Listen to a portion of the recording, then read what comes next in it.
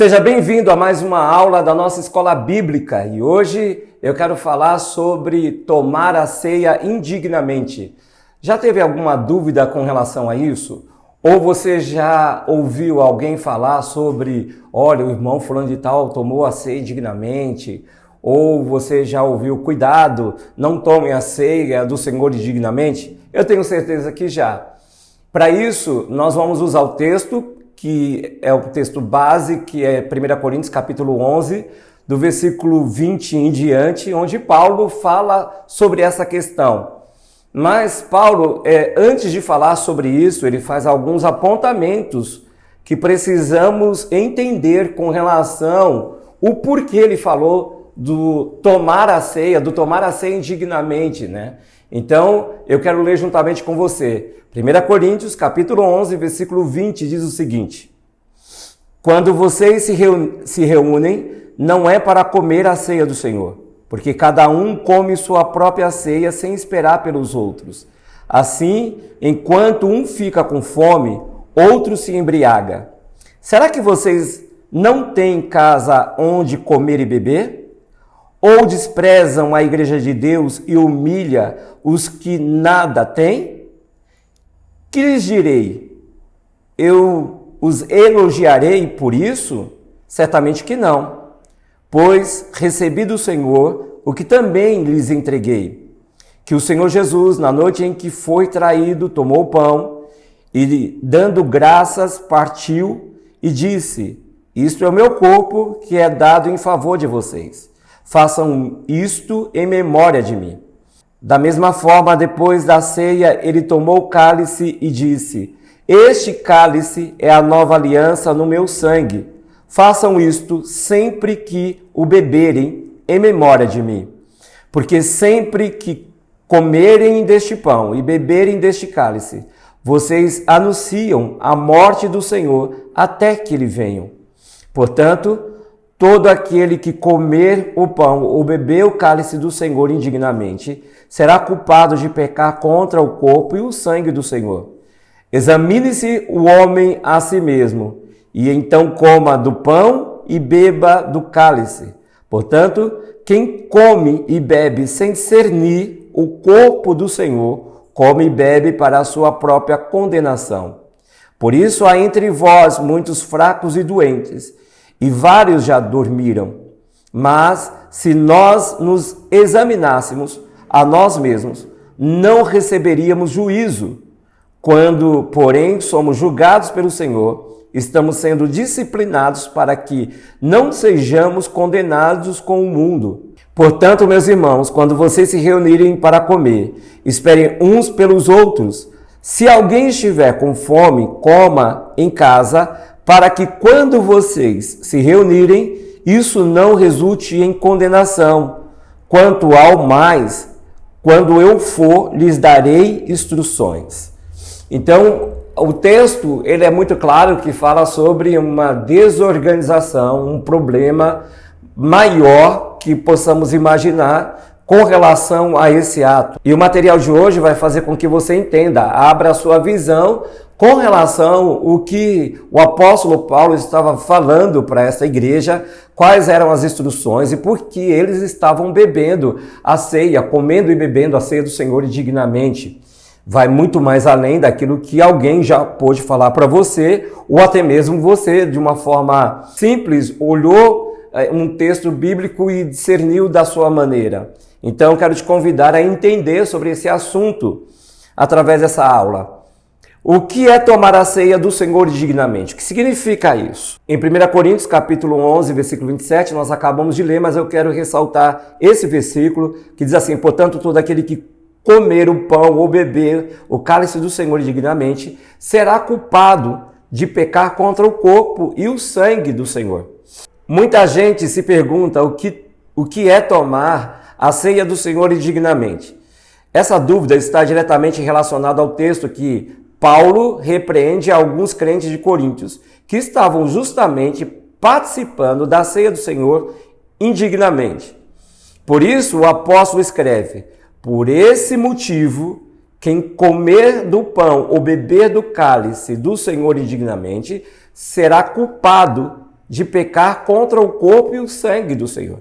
Então, para que você entenda o que significa a palavra indignamente, ou indigno nesse caso, é ser culpado da morte do Senhor. Porque eles estavam tomando a ceia indignamente. Então, precisamos entender o porquê essa igreja, na sua totalidade, toda a membresia estava relacionada a isso, estava acontecendo, estavam praticando isso. Em 1 Coríntios capítulo 11, versículo 22, será que vocês não têm casa onde comer ou beber? Aí já se entende que é uma refeição. Ou desprezam a igreja de Deus e humilham os que nada têm? Que lhes direi? Eu os elogiarei por isso? Certamente que não. Entenda que a prática deles era maior. O que eles estavam fazendo, praticando, estava além do momento da cerimônia da ceia. Paulo destaca que eles desprezam a igreja, o corpo de Cristo. A igreja reunida no dia de um culto, ela é o corpo de Cristo. E o sangue de Jesus está sobre esse corpo que protege, que limpa, que restaura, que purifica. Então eu quero que de imediato você tire a sua mente do pão e do cálice, mas comece a pensar sobre a reunião, o quanto ela é importante e o que ela representa. Somos o corpo de Deus ali reunido e o sangue do Cordeiro está sobre essa igreja. Então, Paulo, quando escreveu as suas cartas aos Coríntios, a comunidade cristã da cidade de Corinto, ela estava enfrentando sérios problemas. Então, quando ele escreve, é porque essa igreja estava enfrentando um problema muito sério, vários problemas. Havia a formação de facções entre os membros da igreja, grupinhos formados. Alguns estavam trazendo ideias e práticas pagãs para os cultos públicos. Outros estavam usando de forma completamente errada os dons espirituais. Então nós já começamos a entender que agora não se trata exatamente, inicialmente, da celebração do pão ou do suco, da ceia do Senhor, que é praticada pela igreja. Mas haviam ali facções, irmãos com os seus grupos determinados, inserindo também ensinamentos errados, doutrinas erradas, num contexto geral, uma divisão acontecendo sobre a igreja de Cristo. Naturalmente, todo esse ambiente resultou também em um problema na celebração da ceia do Senhor. Uma coisa está ligada à outra. Naquela época, a igreja primitiva tinha o costume de celebrar a ceia do Senhor nas festas da fraternidade. Essas festas eram chamadas de ágape, isto é, festa do amor, mas não era um amor humano. Ágape está relacionado ao amor de Deus, e a Bíblia nos fala sobre isso. Amor ágape é um amor incondicional. Podemos dizer que a origem desse amor é no próprio Senhor. Então isso já não estava mais existindo, acontecendo no meio da igreja em Coríntios. Um amor incondicional, perfeito, sacrificial. Eu amo você de verdade. Eu não amo simplesmente você porque você traz alguns benefícios. O amor de Cristo me faz amar incondicionalmente alguém. Como nós somos seres imperfeitos, não se pode originar esse tipo de amor em nós, mas pode ser gerado em nós pelo Espírito Santo. Só desta maneira que conseguimos amar como o Senhor ama. E essa foi uma instrução de Jesus. Amem uns aos outros, como eu vos amei. Então nós vemos que a igreja de Coríntios agora ela estava numa decadência com relação a isso. Não havia amor de Cristo implantado no coração desses irmãos. Eles perderam isso. Eles se afastaram disso. Havia o amor humano, mas o amor humano que está condicionado à troca, à base de troca.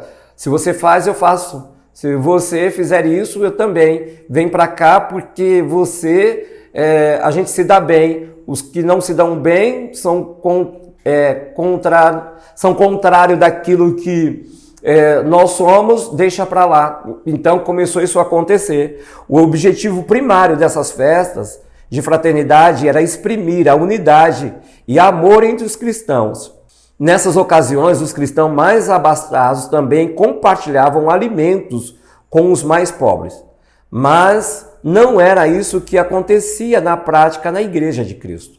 Então, nesse dia que acontecia, era uma vez por semana. Então, eles se reuniam uma vez por semana, e eles tinham que se reunir em memória de Cristo, mas isso já não existia mais. E havia ali, então, um banquete, uma mesa, uma celebração, todos juntos, deveriam acontecer assim, então todo mundo se alimentava, era um jantar, e depois desse momento de confraternização, de comerem, baterem um papo, estarem entre irmãos, então ali era destacado o suco, o vinho e o pão, como corpo e sangue de Jesus, a celebração acontecia.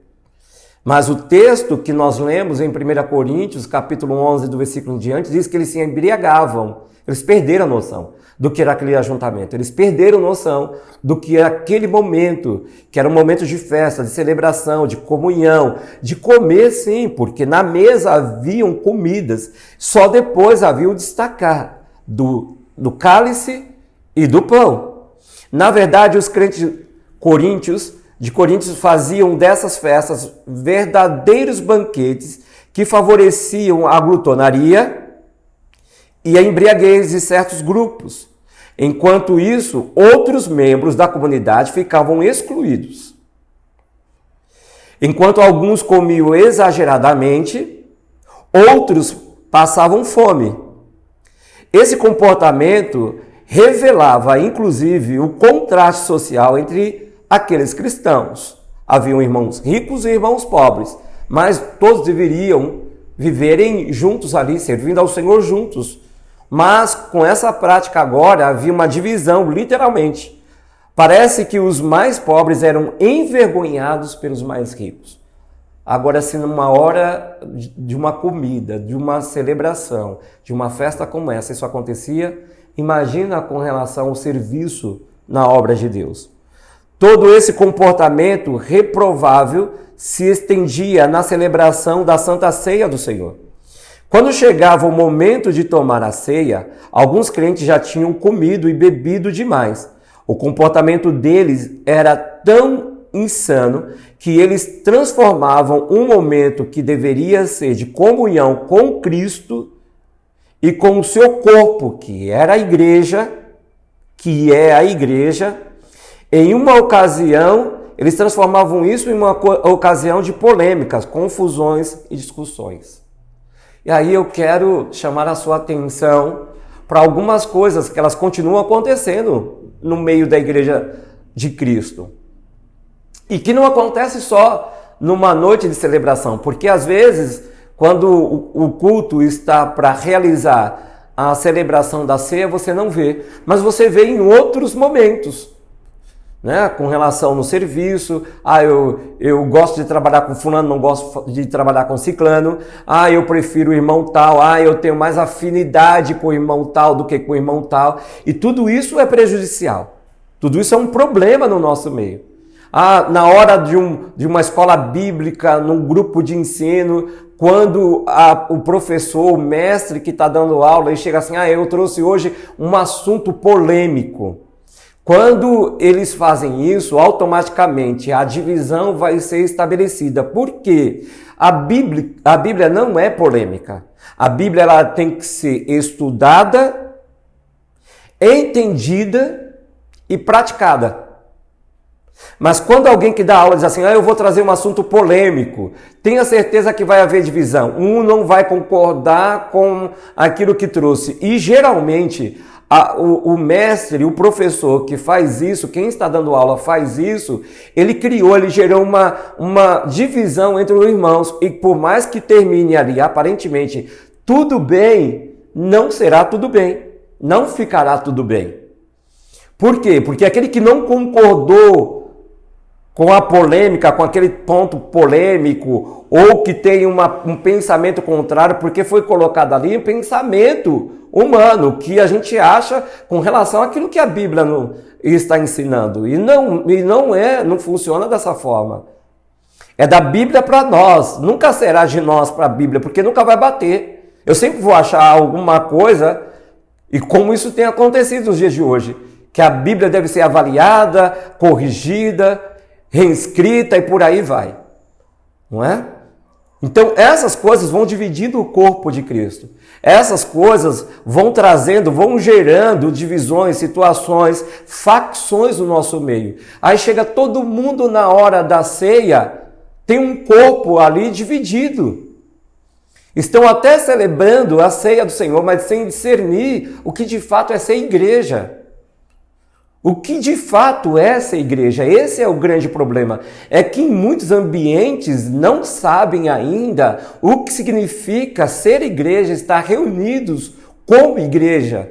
Tudo isso mudava o significado e o propósito da ceia do Senhor. Eles não se sentavam na mesa do Senhor apropriadamente, isto é, com um espírito correto, com discernimento, com disposição favorável ao importante significado daquela ordenança do Senhor Jesus.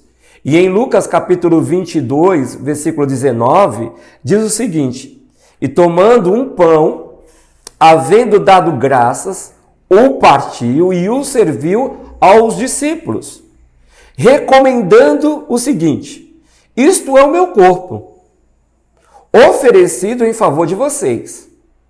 Fazer isso em memória de mim. Então, o próprio Jesus, ele pega o pão, ele destaca o pão, porque ele já tinha ensinado isso para os seus discípulos, que eles eram um corpo. Mas ele pega também um pão e destaca, diz assim: este é o meu corpo, que será repartido por vós. Mas antes de ser repartido, ele está unido, né? Então, há uma união. A ceia, ela é para nos unir, não para nos separar. Tudo que nós estamos fazendo, o serviço na obra, na casa do Senhor, é para gerar união entre os irmãos, entre os obreiros, entre os oficiais, entre os pastores, os presbíteros, missionários, evangelistas, e não colocar cada um em uma posição de divisão. Nada do que nós estamos fazendo tem que nos dividir.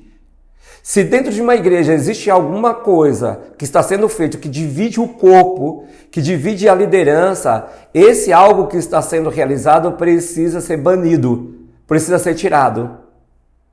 Então, não tiramos as pessoas, mas tiramos aquilo que nos separa. Esse é o correto.